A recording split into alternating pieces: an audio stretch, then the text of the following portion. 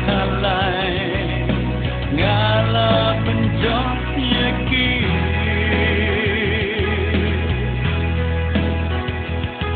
kening badon burom mentah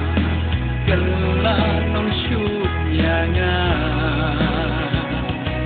absan magya kumpu nong krong keleng sao dong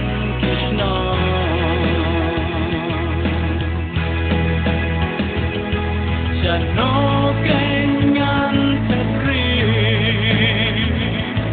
nak macam me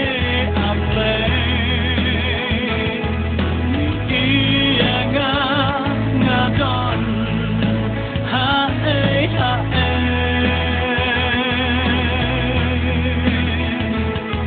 langan ngam syaki krem ni rong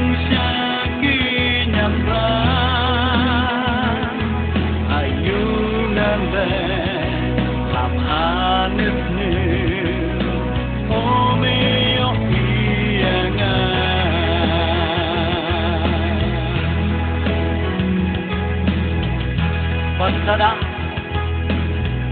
Sano Hidon Ngawan Jepi Terjumpat Kedono Sejauh Bat umat kesang Itu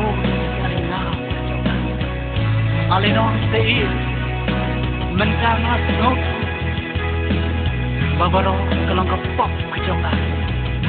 Ngomong Yana Sada Baik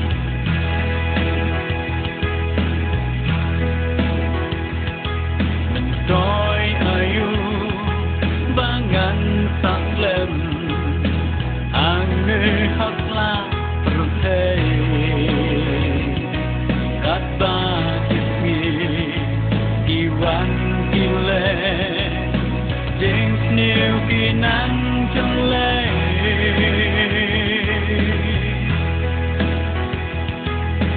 La bangsa haki jingen Jing sniu ruban ya le Lemda mimtin yang aku try Haduh majingen kandalwai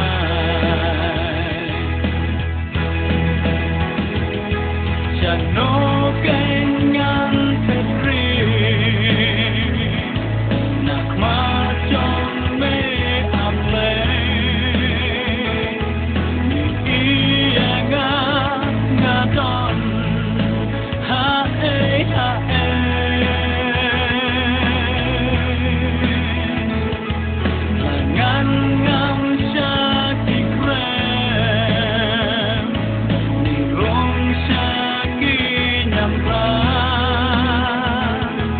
Ayunan le,